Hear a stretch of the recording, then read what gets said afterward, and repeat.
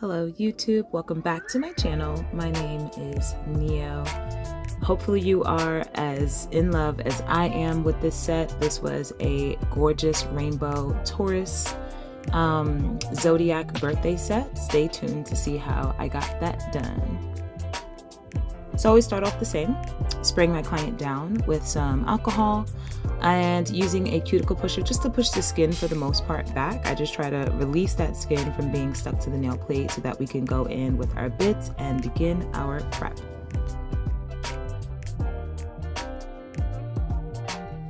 First things first, I'm starting off with this diamond skiver bit, and I'm just using this right at the cuticle area you can see at the back of the nail to just begin to scrape off any of that dead skin that might be sitting there. She doesn't actually have very much of it, but you know, you just want to make sure you have nice good prep so that whatever extension you give to your client is going to last.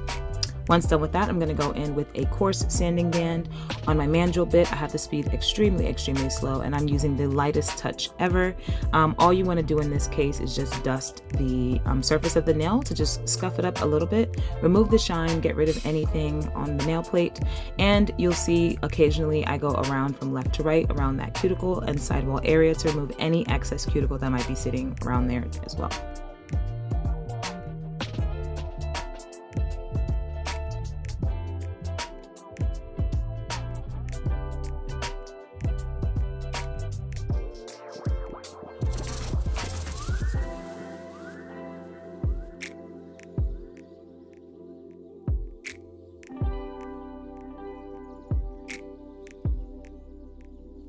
So this client has a bit of dry skin on her sidewalls and or cuticle area. So I'm just going in with this diamond ball bit. I do have the speed up quite a bit. I have it at about 7,000 to 8,000 RPM, and I'm using it mainly on the skin. You can actually see where I'm placing it.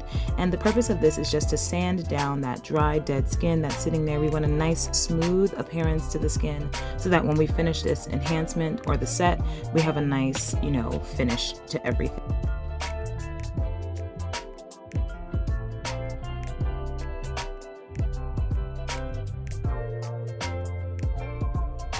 So I'm starting her off by applying some tips. We are going in with these XXL coffin no C-curve plastic clear tips that I've got from Amazon. They are amazing. I love the shape of these, and I especially love that they are no C-curve. I'm just really loving that brands are embracing the no C-curve. Like, it's cool and all, but like, I really hate a C-curve nail.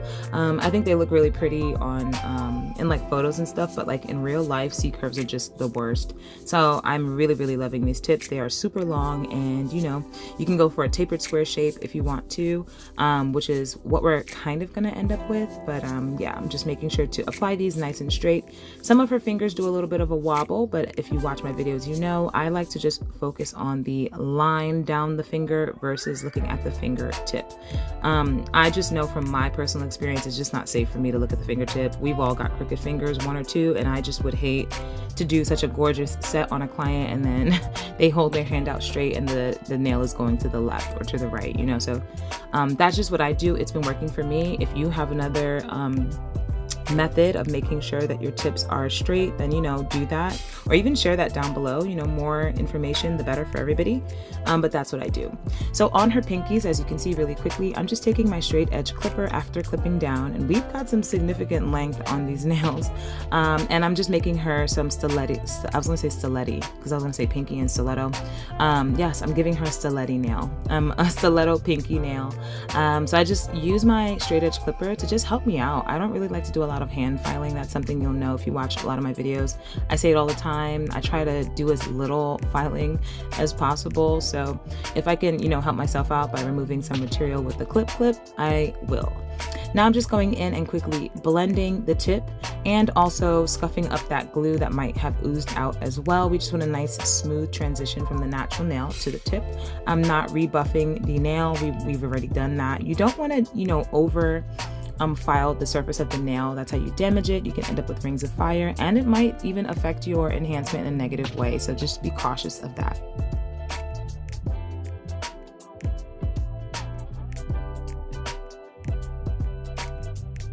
and it's prime time. So I'm going in with my Made Secret dehydrator. I use it all the time. It is my favorite. It is easy, it is handy, and it is cheap. Love it. Then I'm going in with the Valentino Super Bond. I'm not gonna lie, this has been working for me and my clients for quite a while now, for a few months, and I'm really just kind of like, it's working. My clients are coming back with very minimal lifting. I'm just gonna keep using it. You know, if you have something else that's been working for you, stick to it, right? Don't break what's not broken.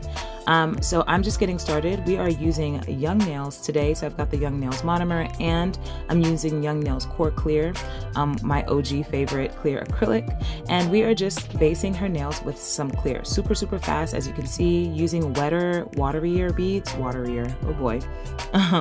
Using wet beads just to make sure that we give a nice thin base to the entire length of the nail.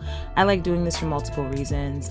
It helps to protect the tip, so when the client comes back for a redesign, not just a refill, I can file all the way down to this clear base. It also helps to protect the natural nail, so that when we are doing that file down, I have a visual guide of when to stop. Once I see that natural nail, I know to stop.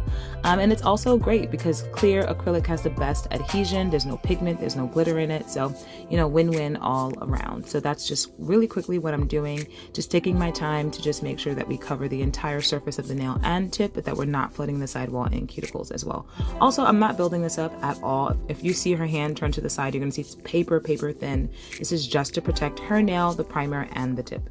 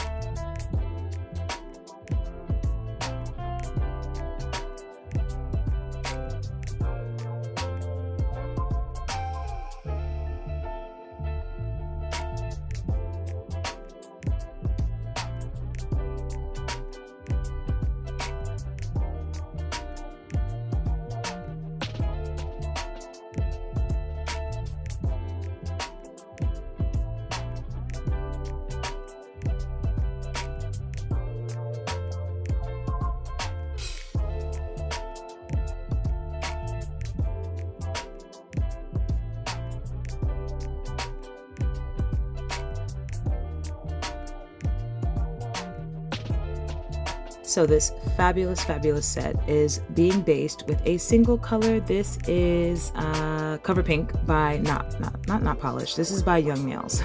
And every single nail is going to get this color. I don't even know why I grabbed it, but I just kind of felt like it would do what it's supposed to do, and it did the job. I'm really happy with it. So every single nail is going to get this coating of Cover Pink. I am not going to clear cap, so we will be building up for structure.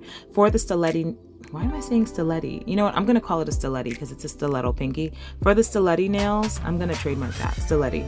That's me. You heard me say it first. For the stiletti nails, it's important to just make sure that you're building up adequate structure. For pointier nails, they do have different stress points than a broader tipped nail. So it's just important to make sure that you have enough structure so that clients don't go snapping those pointier nails like almonds or stilettis, right? Things like that.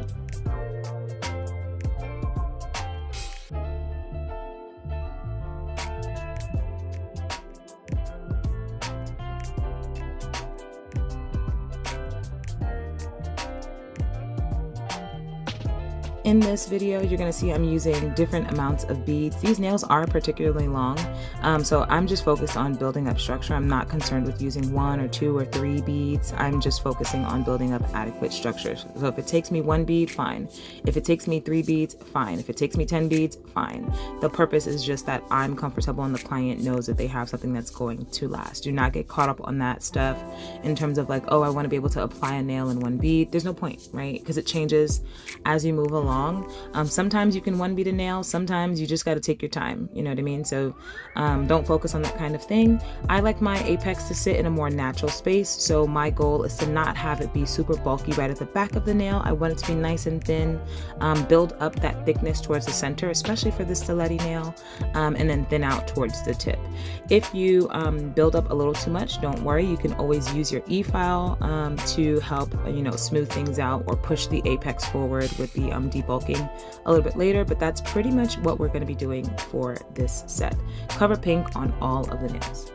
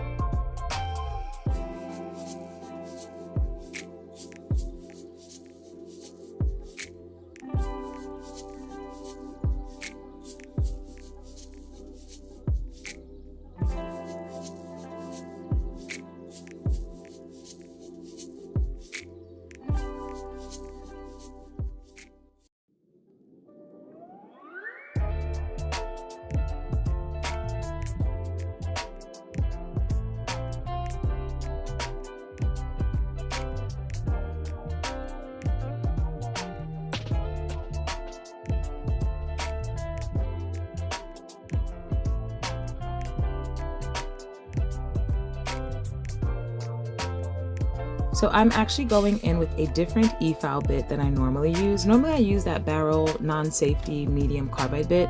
I actually started with that for her, but felt like I needed to debulk a little bit, and the bit is not new, so it wasn't working as well as I knew that it could have. So I actually went into my extra bit case and saw this 5-in-1. This is a fine or a medium, I think it's a medium actually, and I was like, you know what, I haven't tried this in a while, and it actually worked so beautifully on her other hand, and I was just kind of like, you know what, I think I need to bring this back. This 5-in-1 is everything.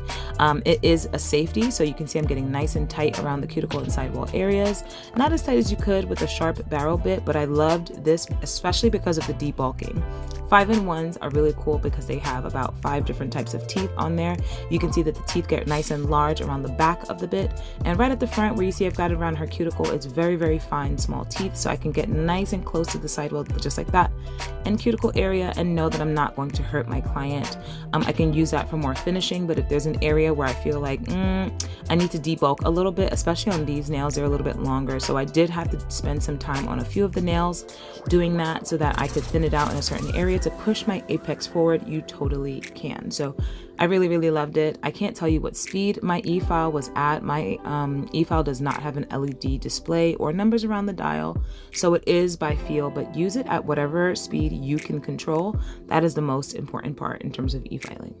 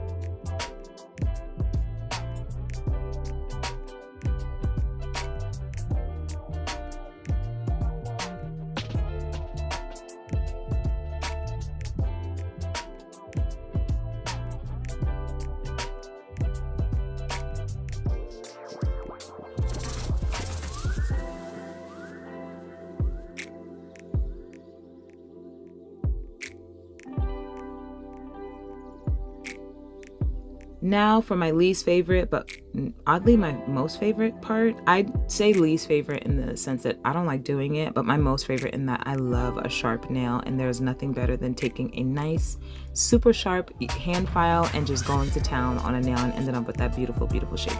So in terms of our stiletti, I'm not going super pointy. I made it a point to keep the tip a little bit rounded, and with the design that we're going to do, we need as much surface area as possible, so you're getting the gorgeous stiletto effect without it being super, super sharp. Also, I have poked holes in my clothing and hate that, so I try not to do that for my clients unless they specifically ask for it, and in this case she was fine, and it's a gorgeous, gorgeous shape. It's more like a rounded stiletto versus that pointy triangle shape that I see a lot of folks do.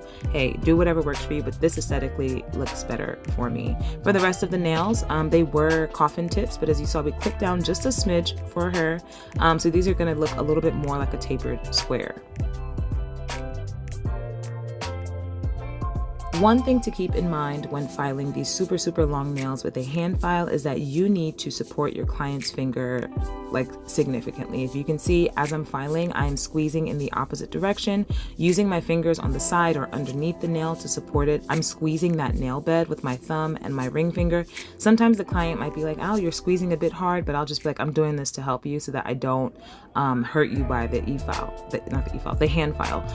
Especially when I do that up and down motion on the free edge, it is extremely important to just make sure that you squeeze that finger, especially on a long nail like this, because the wobble is very, very painful. I've done it to myself and accidentally lifted my nail plate off of the nail bed. Super, super painful. If you've had that happen, you know exactly what I'm talking about. So when filing these super long nails and you want a nice shape, you can see that I've got my two fingers on the other side to give a counter pressure. We just want to make sure that we're supporting and protecting our client as much as possible.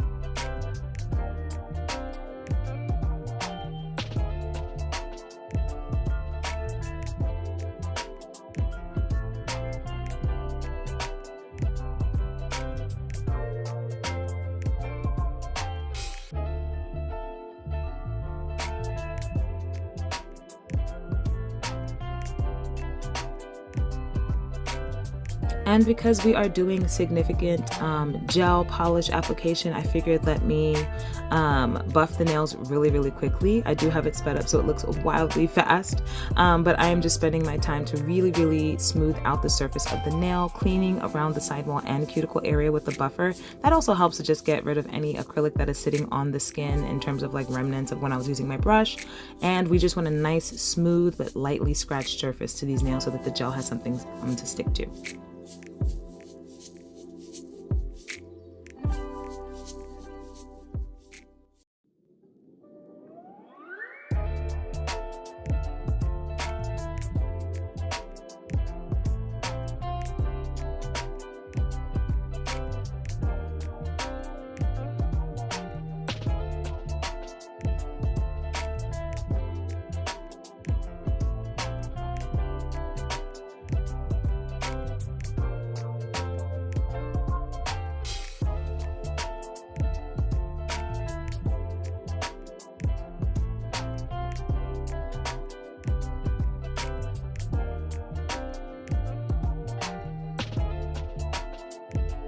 So before getting started with any gel or design application, I like to spray my clients down with alcohol again and then use a manicure brush actually to clean off the surface of the nails.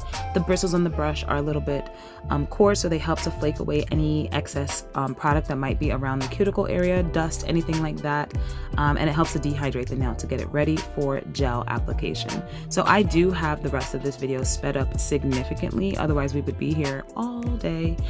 So my client actually sent me a reference design for 2 nails. This nail that I'm doing here, I will link it down below the original post on Instagram so you can see the beautiful design that nail tech did. But I am starting off with some V French in 4 different colors. So we started off with this hot pink.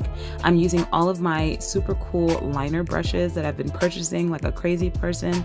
I'm super happy to have them when I have clients like this that request, you know, lots of different colors. I am stocked and always on the lookout for more colors. But we did pink on one side with a hot pink and then a light pink, and then we did a bright orange on the other side of the V and then a light orange on the outside. And you can see all 4 colors looking straight at the nail, which I think is really cool. Not gonna lie, that pink and orange is hella inspiring to me. I'm just feeling the vibe of those 2 colors together, and I'm probably gonna do a set for spring, summer, including those 2 colors. On her ring finger, we're doing purple and blue. So we started off with a dark purple for half of the V French, and now I'm going in with this lilac, and then I'm gonna do a royal blue on the other side, and then like a baby or sky blue on the outside of that. Just making sure that my lines are nice and clean. The best thing to do when using a liner brush is just let the brush do the work for you. You don't want to be drawing super short strokes. You don't really get a long clean line like that. As you can see, I lay the brush down on the nail and just drag it down, and then you can go in and do it over and over, clean your sidewalls, and have the client cure. So we've got these 2 nails almost done.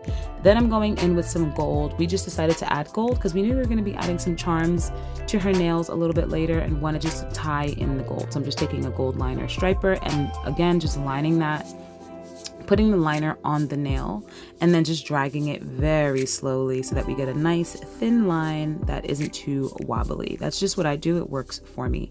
Once happy, have the client cure, and then that is locked down.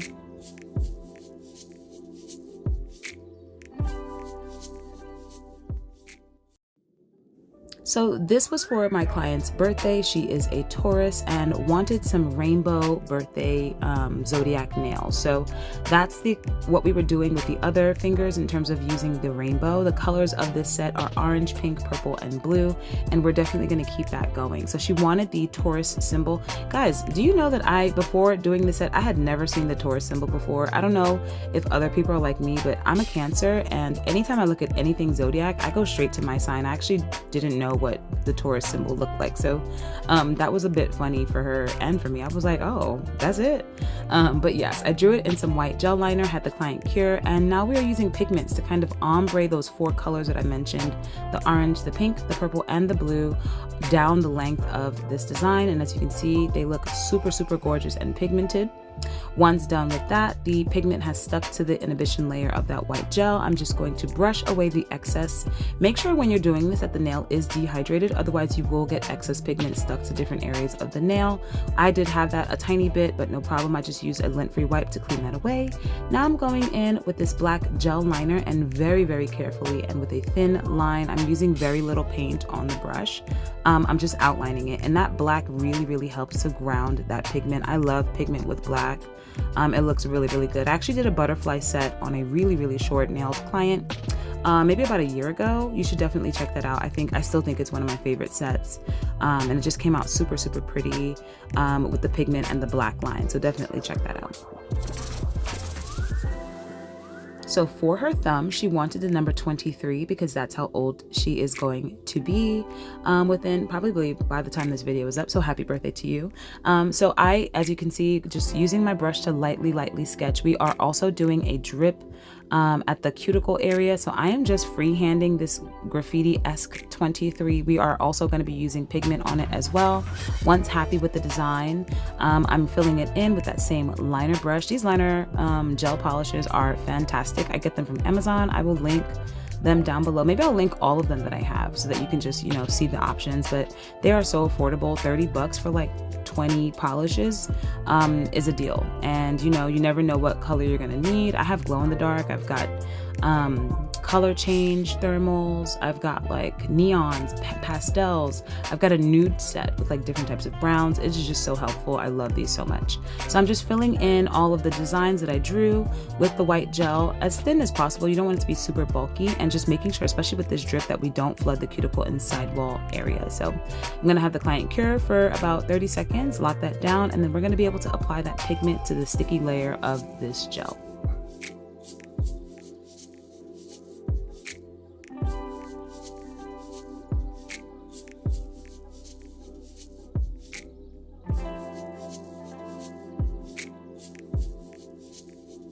Here we go. I'm going in, and we are going to be doing the double ombre. So I wanted the drip to have its own ombre and the 23 to have its own ombre. So I'm just making sure not to mix colors back and forth. So I started with orange. I'm going to do the orange on both. Then I'm going to do the pink on both, and then the purple, and then the blue. Just making sure that when you want to blend colors for a pigment, you use heavy pressure in the area that you want the solid color, and then you lighten your pressure when you're applying that product or the pigment to the area that you want to blend, so that when you go in with the second color, it can fill in any of the gaps that the first color did not. I don't know if that makes sense, but that's pretty much how I figured out how to do ombre with pigments, is just, you know, pressure and not rubbing too hard. I use a really old, like, dusty brush that I got from Michael's. It's a paint brush, but it's really frizzy, and I think it's really good for holding on and picking up that pigment. So again, I'm just going around the designs, the 23 and the drip, with my thin black liner, and as you can see, it helps to ground it and give it that graffiti-esque look that we like. I'm going to cure that too.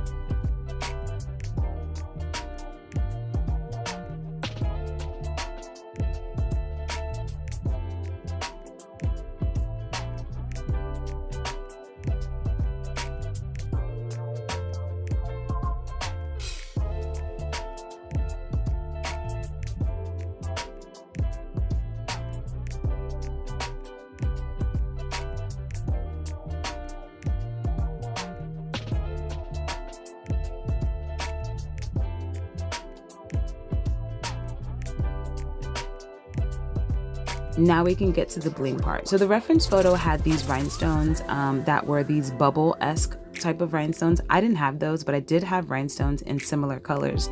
I'm using some orange, pink, and blue ones that I got from a neon rhinestone set on Amazon. And then the purple ones that I'm using here are actually Swarovski rhinestones, because I didn't have purple in that set. So those are really expensive right there. But no biggie, anything for my client. And we are just placing 2 of those colored rhinestones right along the line of the color that we placed for the V French. So pink on pink, orange on orange, blue on blue, purple on purple. For her pinky, or the stiletti, that's what I'm gonna call it, the stiletti nail, we are doing an entirely pink rhinestoned nail, and I think this is so gorgeous. This is also why I was mentioning earlier about wanting more surface area on the pinky nail, because I knew that we were gonna be blinging it out, and if I made it that super sharp triangle shape, that we wouldn't have enough, not enough space, but it just wouldn't be a lot of surface area for a full blinged situation. So I am using tons and tons of different sizes, and the whole point is just to fill in every single speck of space with rhinestones. So I'm squeezing in like the tiniest ones next to the largest ones. I'm doing my best to keep the large stones in the center middle of the nail, and then using small ones to fill in any space as necessary. Guys, this took a long time, and we did it on both pinky nails. I think we did blue on the other hand and pink on this hand, just to tie in with the colors. She said she wanted a beautiful, colorful nail set, and she definitely got that for her birthday. I'm using the Zule Bling adhesive. It is fantastic. Just be cautious not to get the glue on top of other stones, because it will dry and give it that white cast. You don't want that. You want these rhinestones to sparkle as much as they can, so just be cautious about that. And I would just advise working in small sections. As you can see, I'm placing about 2 or 3 stones before reapplying. You don't want the glue to dry and then, you know, get bulky and get messy. So just work in small sections, take your time, and really be mindful about the sizes of stones that you place. You don't want to put too many large stones and then have gaps. The beautiful thing about what I was doing and why it took so long is because I did not base the nail in pink polish. Normally that's something that I would think to do, but since I didn't, I knew I just had to be super careful in placing the stones so that we don't see anything through them.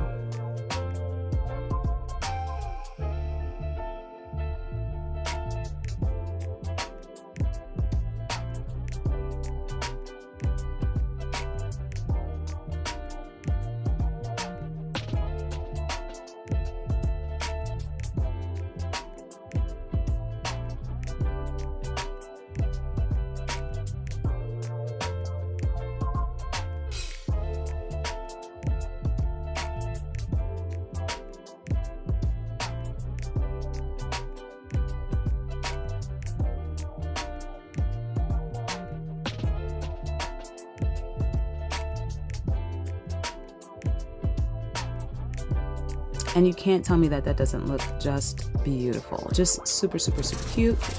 So we decided to go in with some crystal AB bling right at the cuticle part of the V French nails. We're going to do some cuticle cuff bling right on the Taurus nail because we're going to add a charm on that one a little bit later. And again, just using my Zule Bling adhesive to build this cuff around the cuticle in crystal AB rhinestones.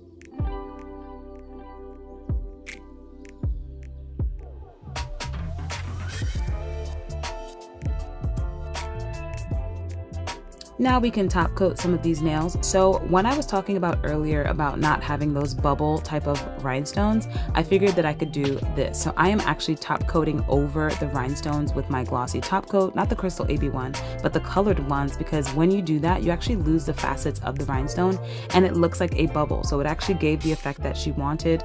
Obviously we don't want to be painting over our rhinestones, but in this case, it's for the effect of giving the bubble stone because I need to buy those actually, just in case, but I didn't have them, so it actually just gave that effect as well.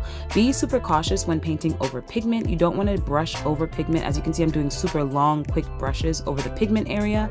You don't want to run your brush over that area with the pigment too many times. You will disturb the pigment and or it will begin to run with your brush, so just be cautious of that. Always clean your sidewalls so that you're not warping the beautiful shape of the nails that we spent so much time working on, and just avoid using too much gel. If you know you're going to be painting over rhinestones, you don't want like a puddle or a buildup of polish around a stone or anything like that.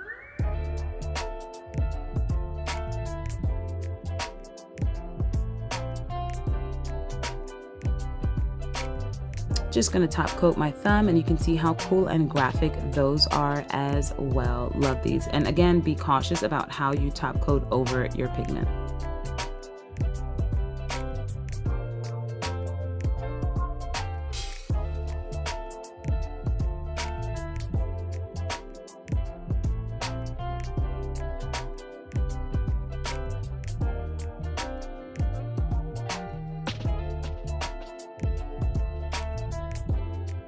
We are almost done with this gorgeous set. So we actually decided to dangle a letter charm off the tip of this middle finger on both hands, and her name starts with an A, so we used an A charm, but she was unsure if she would like it dangling and just asked me to place it at the tip of her nail, so that's what I did for her. So the hole was still on the nail, but I did fill it in with that Zule Bling adhesive. I used a good old dollop of it and then placed that charm on, and as you can see, I'm actually painting over the charm. That's because a lot of these metal pieces actually do oxidize over time, so if you want them to maintain their brilliance, painting over the metal bits is totally fine. So this is the final set, guys. Labor of love, super fun birthday. She got the rainbow that she wanted. Definitely let me know which nail is your favorite. I'm loving the pink and orange V French. Like if you like, subscribe for more. See you later. Bye.